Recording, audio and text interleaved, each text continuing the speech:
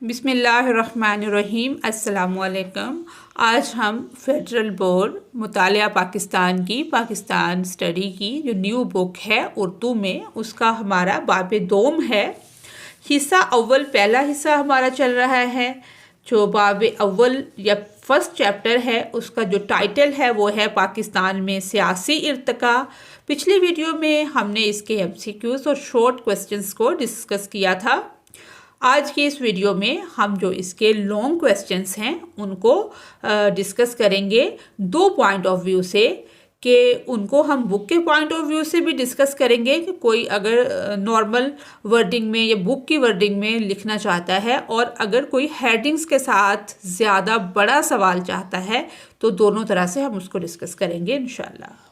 یہ ہمارے تفصیلی سوالات ہیں۔ پہلا سوال ہے کہ پاکستان کے پہلے گورنر جنرل کی حیثیت سے قائد اعظم محمد علی جناح کی خدمات کا جائزہ لیں۔ پیج نمبر 31 پہ چلتے ہیں۔ یہ کویسچن پیج نمبر 31 سے 32 تک ہے، ہم اس کو ڈسکس کرتے ہیں۔ جی، تو ہم آگے ہیں پیج نمبر 31 پہ۔ یہاں پہ بطور گورنر جنرل قائد اعظم رحمۃ اللہ علیہ کی خدمات، یعنی کہ پہلی ہیڈنگ جو بک میں بھی کچھ ہیڈنگز ڈسکس ہوئی ہیں، مہاجرین کی بحالی۔ دوسرے نمبر پر ہے آئین سازی کی طرف اقدامات۔ تیسرے نمبر پر ہے اسٹیٹ بینک کا افتتاح۔ چوتھے نمبر پر ہے سرکاری ملازمین کے لیے رہنمائی اور طلباء کے لیے نصیحت، جو ہے یہ 5ویں ہیڈنگ ہے۔ لاسٹ جو ہیڈنگ ہے کہ صوبائیت کا خاتمہ، یعنی کہ اگر آپ ایز اٹ از بک والا لکھنا چاہتے ہیں تو یہ پیج نمبر 31 to 32 یہ لکھ سکتے ہیں، لیکن اگر آپ ہیڈنگز کے ساتھ اس کو لکھنا چاہتے ہیں تو سب سے پہلے ہم چھوٹا سا ایک تعارف لکھیں گے کہ 14 اگست 1947 کو پاکستان کے قیام کے بعد قائد اعظم محمد علی جناح رحمۃ اللہ علیہ کو پاکستان کا پہلا گورنر جنرل مقرر کیا گیا۔ انہوں نے مختصر مگر نہایت اہم دور میں ملک کی سیاسی، انتظامی اور معاشی بنیادیں مضبوط کرنے کے لیے انتھک محنت کی۔ یہ تعارف لکھیں گے۔ اس کے بعد ہم لکھیں گے پہلی ہیڈنگ کہ نئی مملکت کا انتظامی ڈھانچہ قائم کیا۔ یہ ہیڈنگ لکھنے کے بعد ہم اس کو تھوڑا سا ایکسپلین کریں گے کہ قائد اعظم رحمۃ اللہ علیہ نے ایک نئی مملکت کے لیے سرکاری ادارے قائم کیے، افسران کا نظم و نسق بنایا اور وفاداری، ایمانداری اور خدمت خلق کو سرکاری ملازمین کے لیے لازمی قرار دیا۔ انہوں نے کہا، تمہارا کام صرف دیانتداری اور ایمانداری سے اپنے فرائض انجام دینا ہے۔ دوسری ہیڈنگ ہم اس میں لکھیں گے کہ آئین سازی کی بنیاد رکھی۔ قائد اعظم رحمۃ اللہ علیہ نے قانون ساز اسمبلی کے پہلے اجلاس کے خطاب میں واضح کیا کہ پاکستان کا نظام اسلامی اصولوں اور جمہوریت پر مبنی ہوگا، مذہبی آزادی سب کو حاصل ہوگی۔ یہی رہنمائی آگے چل کر قرارداد مقاصد 1949 کی بنیاد بنی۔ تیسری ہیڈنگ ہم لکھیں گے اقلیتوں کے حقوق کا تحفظ۔ اس کو ہم ایکسپلین کریں گے۔ قائد اعظم رحمۃ اللہ علیہ نے اقلیتوں کو مکمل مذہبی، سیاسی اور سماجی آزادی دینے کا اعلان کیا۔ انہوں نے فرمایا، آپ آزاد ہیں، اپنے مندروں میں جائیں، اپنی عبادت گاہوں میں جائیں، ریاست کا اس سے کوئی تعلق نہیں کہ آپ کا مذہب کیا ہے۔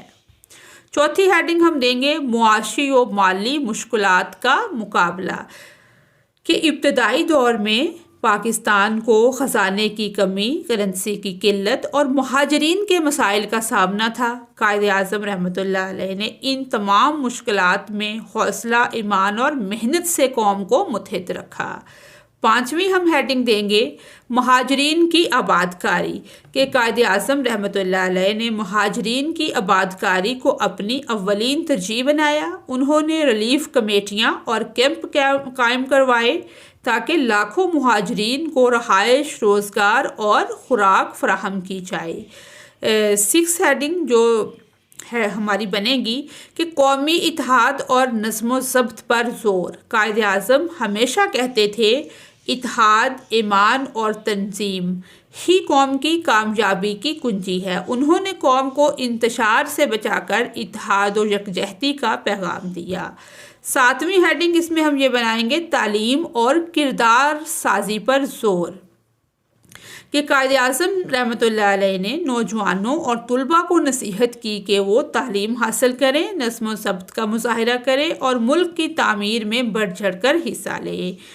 اور اس کا نتیجہ پھر ہم لکھ دیں گے کہ پاکستان کے پہلے گورنر جنرل کی حیثیت سے قائد اعظم نے ملک کی سیاسی، انتظامی اور نظریاتی بنیادیں مضبوط کی۔ ان کی قیادت، ویژن اور قربانیوں کی بدولت پاکستان نے اپنے قدموں پر کھڑا ہونا سیکھا۔ سوال نمبر 2 ہے، لیاقت علی خان کی شہادت کے بعد پاکستان میں پیدا ہونے والی سیاسی عدم استحکام کی صورتحال کی مثالوں سے وضاحت کریں۔ یہ پیج نمبر 33 سے سٹارٹ ہوتا ہے ہمارا اس کا آنسر اور 34 تک ہے۔ یہ ہمارا پیج نمبر 33 ہے۔ سیاسی عدم استحکام سے یہ شروع ہو رہا ہے کہ لیاقت علی خان رحمۃ اللہ علیہ کی شہادت کے بعد پاکستان کو شدید سیاسی عدم استحکام کا سامنا کرنا پڑا۔ یہاں سے ہم اس کو شروع کریں گے اور نیکسٹ پیج جو ہے 34 اس پہ ہم آ جائیں گے۔ اس کو آپ دیکھ سکتے ہیں۔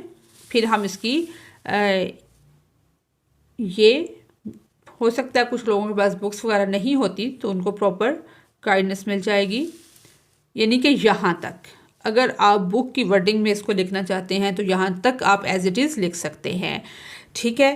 لیکن اس میں اگزامپلس کو اتنا ہائی لائٹ نہیں کیا گیا۔ اب ہم اس کو ہیڈنگز کے ساتھ اور مثالوں کے ساتھ سمجھ لیتے ہیں ایکسپلین کر کے۔ یعنی کہ سب سے پہلے ہم اپنے سوال کا جو تعارف ہے وہ لکھیں گے کہ لیاقت علی خان پاکستان کے پہلے وزیر اعظم اور بانیان پاکستان میں سے تھے، کہ پاکستان کے بانیوں میں سے تھے۔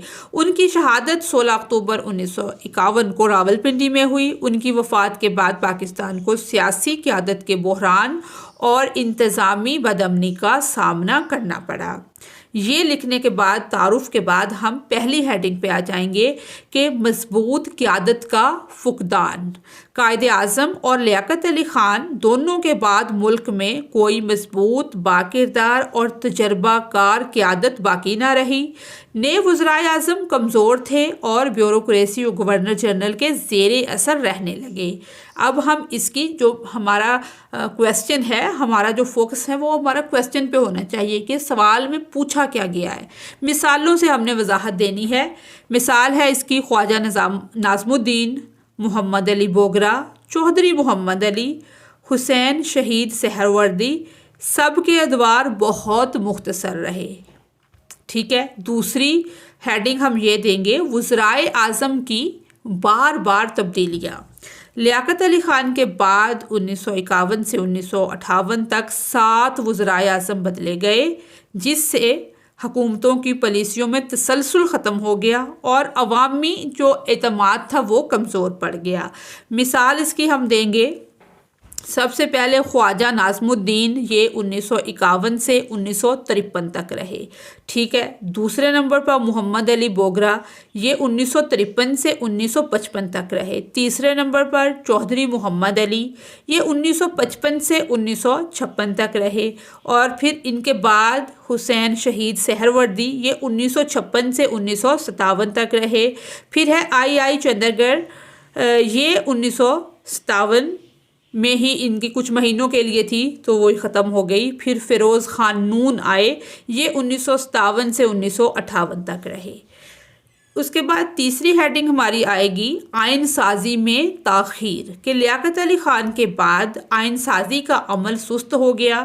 پاکستان کا پہلا آئین 9 سال بعد بنا، 1956 میں نافذ ہوا، 1956 میں یہ نافذ ہوا تھا۔ اس تاخیر میں عوامی مایوسی اور سیاسی اختلافات جو تھے لوگوں کے، اس میں اضافہ ہوا۔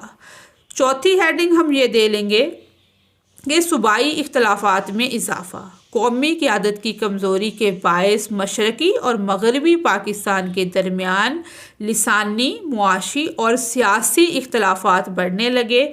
مثال ہم اس کی یہ دیں گے کہ مشرقی پاکستان کے عوام خود کو نظر انداز شدہ سمجھنے لگے۔ 5ਵੀं हेडिंग हम इसमें दे देंगे कि सियासी अदम इस्तेहकाम और बद नज़मी ने फ़ौज को इक़्तिदार में आने का मौका दिया कि 1958 में जनरल अयूब खान ने मार्शल लॉ नाफिज कर दिया जो पाकिस्तान में जमहूरियत के ख़ात्मे का आगाज़ था। अब हम थोड़ा सा इसका नतीजा डिस्कस कर लेते हैं कि लियाकत अली ख़ान की शहादत के बाद पाकिस्तान को सियासी बहरान, क़यादत की कमी और आइनी इंतशार का सामना करना पड़ा। इन हालात में मुल्क में जमहूरी तसलसल को तोड़ दिया। इन हालात ने मुल्क में जमहूरी जो तसलसल था उसको तोड़ दिया और आखिरकार फ़ौजी इक़्तिदार की राह हमवार हुई। ये हमने इसको मिसालों से डिस्कस कर लिया। नेक्स्ट क्वेश्चन है, सवाल नंबर 3 है, जुल्फ़िकार अली भुट्टो के दौरे हुकूमत के मस्बत यानी कि पॉजिटिव और मनफी, नेगेटिव, पॉजिटिव और नेगेटिव जो एस्पेक्ट्स हैं, पहलू हैं, पहलुओं को अहम वाक़यात और पॉलिसियों के तनासर में उजागर करें। पेज नंबर 30 पे हम आ जाएंगे। ये पेज नंबर 30 नहीं 39 है। पेज नंबर 39, जुल्फ़िकार अली भुट्टो का दौरे हुक्मरानी। पेज नंबर 39 पर ये हमारा सवाल का जवाब जो है यहाँ से शुरू होता है कि सकूत ढाका के बाद फ़ौज और अवामी दबाव के तहत जनरल याह्या खान ने इक़्तिदार से इस्तीफ़ा दे दिया और हुकूमत जुल्फ़िकार अली भुट्टो के सुपुर्द कर दी गई। यहाँ से ये शुरू होता है, तो इसको हम ये कंप्लीट पेज जो है, पेज नंबर 39, यहाँ तक इसका आंसर बनता है। अब इसके अंदर जो इसके मनफी और मस्बत पहलू हैं उनको नॉर्मल अंदाज में डिस्कस किया गया है, लेकिन हम इसको हेडिंग्स के साथ डिस्कस करते हैं। सबसे पहले हम अपने सवाल का तारुफ बनाएंगे कि जुल्फ़िकार अली भुट्टो 1971 में मशरक़ी पाकिस्तान की अलहदगी के बाद पाकिस्तान के वज़ीर आज़म बने। उन्होंने सियासी, मुआशी और ख़ारजा सतह पर कई अहम इक़दामात किए जिनके मुल्क पर मस्बत और मनफी दोनों तरह के असरात मरतब हुए। अब सबसे पहले भुट्टो दौर के जो पॉजिटिव एस्पेक्ट्स हैं, मुस्बत पहलू हैं, उनको डिस्कस कर लेते हैं। ये हम हेडिंग देंगे कि भुट्टो दौर के मुस्बत पहलू। उसके बाद हम लिखेंगे पहली हेडिंग कि 1973 का आइन, कि भुट्टो का सबसे बड़ा कारनामा 1973 का मुतफ़क़ा आइन था कि सब उस पर मुतफ़िक थे, कोई उसके अंदर प्रॉब्लम नहीं था। ये आइन जो है आज भी पाकिस्तान की बुनियाद है। 1973 से पहले पाकिस्तान को बेआइन सरजमीन कहा जाता था, तो 1973 के बाद एक ऐसा आइन तैयार हुआ। ये आइन आज भी पाकिस्तान की बुनियाद है, पहली हेडिंग। दूसरी हेडिंग हम देंगे ख़ारजा पॉलिसी में कामयाबियाँ, कि इस्लामी ममालिक के ताल्लुकात मजबूत किए और 1974 में लाहौर में इस्लामी सरबराही कॉन्फ्रेंस मुनक्किद की। चीन, ईरान और अरब ममालिक से दोस्ती बढ़ाई। तीसरी हेडिंग हम ये देंगे जोहरी प्रोग्राम का आगाज़, कि भारत के एटमी धमाकों के बाद पाकिस्तान में एटमी प्रोग्राम शुरू किया पाकिस्तान ने और डॉक्टर अब्दुल क़दीर ख़ान को मंसूबे का सरबराह बनाया। जुल्फ़िकार अली भुट्टो ने इनको बुलाया और एक इनके साथ मीटिंग की और इन्होंने कहा था कि हम भूखे रह लेंगे, हम पत्ते खा लेंगे, लेकिन हम पाकिस्तान को एटमी ताकत बनाकर छोड़ेंगे। चौथी हेडिंग इसमें तलीमी और समाजी इस्लाहात, तालीम को आम करने के लिए सरकारी सतह पर स्कूल और कॉलेजेस कायम किए गए। तुलबा को मुफ्त किताबें और वज़ाइफ दिए गए। ये भुट्टो के दौर से किताबें भी मिलना शुरू हुई और जो बग़ैर किराए के बसों पे लोग जाते हैं स्कूलों में, कि इनके दौर में इस चीज़ को आम किया गया कि स्टूडेंट्स से किराया नहीं लिया जाएगा। उसके बाद अगली हेडिंग हम लिखेंगे मज़दूर और किसानों के हकूक़, रोटी, कपड़ा और मकान। ये इनका नारा था भुट्टो का कि मज़दूरों और किसानों को सियासी और समाजी शऊर हासिल हुआ इनके दौर में।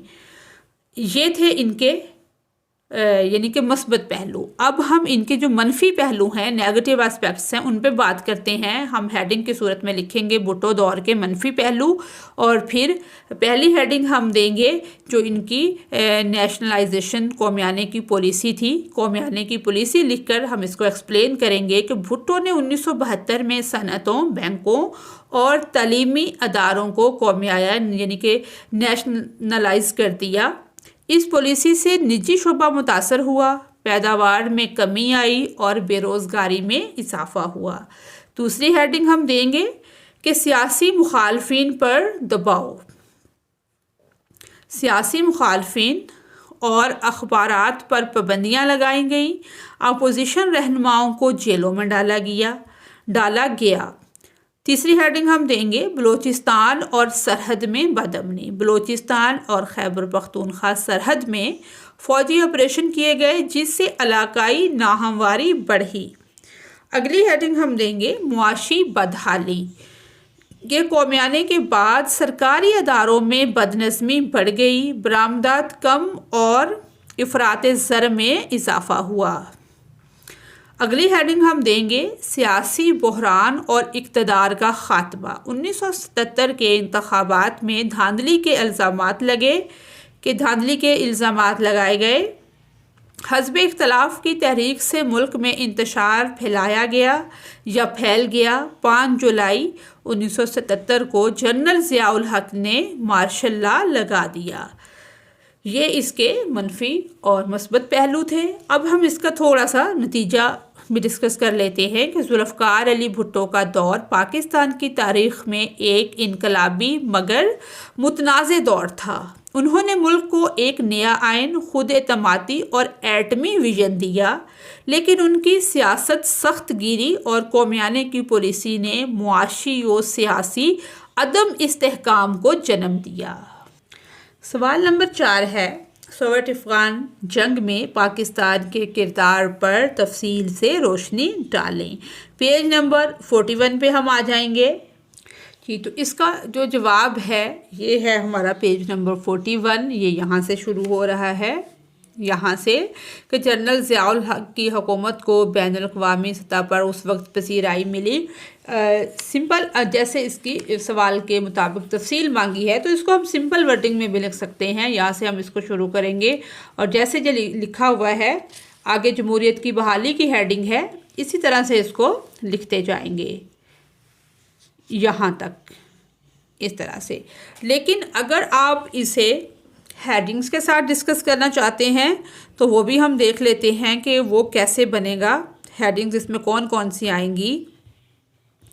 سب سے پہلے ہم اس کا تھوڑا سا تعارف یا مسئلے کی جو جھلک ہے وہ ڈسکس کریں گے کہ سوویت یونین کے افغانستان میں داخلے دسمبر 1979 کے بعد ایک دہائی تک ہونے والی جنگ نے خطے کی سیاست، معاشیت اور سماجی ڈھانچے پر گہرے اثرات مرتب کیے۔ اس دوران پاکستان نے افغان مزاحمتی مجاہدین تحریک کو سیاسی، عسکری اور انسانی مدد فراہم کر کے اس تنازع کا ایک بنیادی یعنی کہ جو کردار تھا وہ نبھایا۔ اب ہم تھوڑا سا اس کا جو پس منظر ہے اس کو دیکھیں گے۔ پس منظر کی ہم ہیڈنگ دیکھیں گے پاکستان کی ترجیحات اور مفاد، کہ جنرل ضیاء الحق کی حکومت نے اسے قومی سیکورٹی اور علاقائی اثر و رسوخ کا موقع سمجھا۔ پاکستان چاہتا تھا کہ افغانستان میں ایسا انتظام قائم ہو جو اس کے مفادات، خاص طور پر پشتون حلقوں میں اثر سے ہم آہنگ ہو۔ اس کے ساتھ ساتھ پاکستان نے امریکہ اور سعودی عرب کے ساتھ شراکت قائم کی تاکہ سوویت کے خلاف مزاحمت مضبوط کی جائے۔ یہ ویکیپیڈیا کی ڈیفینیشن اس بک کے اندر لکھی ہوئی ہے جس کا میں آپ کو حوالہ دے رہی ہوں۔ اس کے بعد ہم ہیڈنگ دیں گے کہ اہم طریقہ کار بطور کنڈکٹ یعنی کہ واسطہ ایجنسی کے امریکی CIA کا بڑا منصوبہ تھا کہ جس کے تحت فنڈ، ہتھیار اور تربیت پاکستان کے ذریعے افغان مزاحمین تک پہنچائے گئے۔ پاکستان کی خفیہ ایجنسی ISI نے ان وسائل کی تقسیم، تربیت، کیمپوں کا بندوبست اور گروپوں میں ترجیحات طے کرنے میں مرکزی کردار ادا کیا اور اگر ہم عملی اقدامات کی مثالیں دیکھیں کہ تربیتی کیمپس اور ہتھیار اور مالی امداد اور سفارتی معاونات، یہ 3 ہیڈنگ اس میں آ سکتی ہیں۔ اس کے بعد ہم ہیڈنگ دیں گے کہ مہاجرین اور انسانی پہلو، بوجھ اور خدمات، کہ پاکستان نے جنگ کے دوران لاکھوں افغان مہاجرین کو پناہ دی۔ اندازے کے مطابق ابتدائی سالوں میں چند لاکھ سے بڑھ کر 1980 کی دہائی کے اوائل میں 3 سے 4 ملین تک افغان مہاجرین پاکستان میں آئے۔ حکومت، مقامی اداروں اور بین الاقوامی تنظیموں نے کیمپوں، صحت، تعلیم اور خوراک کی فراہمی کا انتظام ہوا۔ پاکستان کو حاصل فوائد جو تھے اس کو مختصر ڈسکس کرتے ہیں کہ اسٹریٹجک حمایت اور عسکری امداد امریکہ کی جانب سے ملی۔ فوجی امداد بڑھی جس نے پاکستان کی فوجی صلاحیت میں اضافہ کیا، اور علاقائی اثر و رسوخ، افغانستان میں اثر و رسوخ بڑھانے کی کوششیں کی گئی تاکہ مستقبل میں دوست حکومت قائم ہو۔ اس میں کچھ منفی اور دیرپا نتائج بھی تھے، جیسے سیکورٹی اور عسکریت پسندی کا پھیلاؤ، منشیات اور اقتصادی بوجھ، ملا جلا سیاسی نتیجہ، طویل المدتی اثر طالبان اور اکثریت پر، اسی طرح سے بین الاقوامی سفارتکاری، اختتام اور مذاکرات کہ سیوٹ افواج کے انخلاء کے عمل سے پہلے متعدد سفارتی کوششیں ہوئی۔ بالآخر 1988 میں یعنی کہ 1988 میں جب فوجیوں کا انخلاء ہوا اور افغانستان کے معاملے میں بین الاقوامی ضمانتوں پر اتفاق ہوا، اس میں پاکستان کو بطور فریق شمار کیا گیا اور افغان مہاجرین کے بااختیاری واپسی کے معاملات بھی زیر بحث آئے۔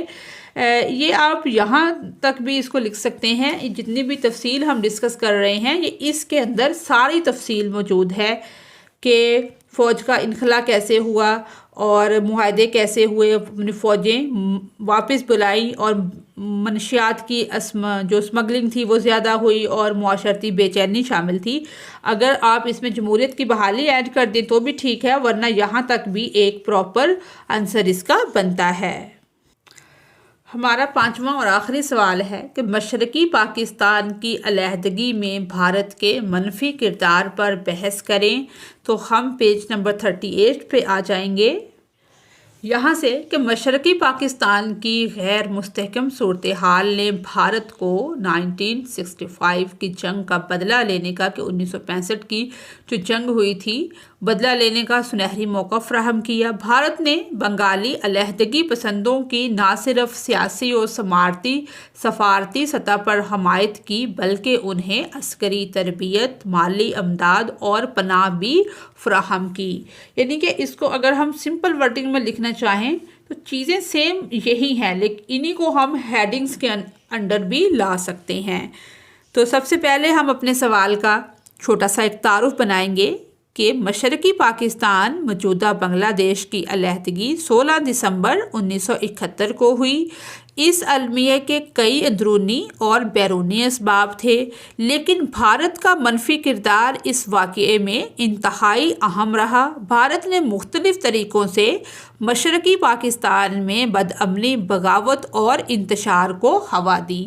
یہ چھوٹا سا تعارف بنانے کے بعد ہم پہلی ہیڈنگ لکھیں گے کہ بھارت کی سیاسی مداخلت، کہ بھارت نے 1970 کے انتخابات کے بعد پیدا ہونے والی سیاسی کشیدگی سے فائدہ اٹھایا۔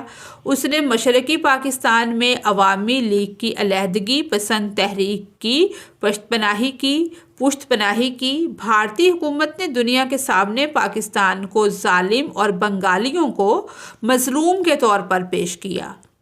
دوسری ہیڈنگ ہم دیں گے مکتی باہنی کی تشکیل اور تربیت، کہ بھارت نے بنگالی باغیوں پر مشتمل تنظیم مکتی باہنی بنائی۔ انہیں بھارتی فوج نے اسلحہ، تربیت اور خفیہ معلومات فراہم کی، اور پاکستانی فوج غیر بنگالی شہریوں اور سرکاری عمارتوں پر، اس تنظیم نے جو انہوں نے بنائی تھی مکتی باہنی، انہوں نے پاکستانی فوج پر، غیر بنگالی شہریوں اور سرکاری عمارتوں پر حملے کیے۔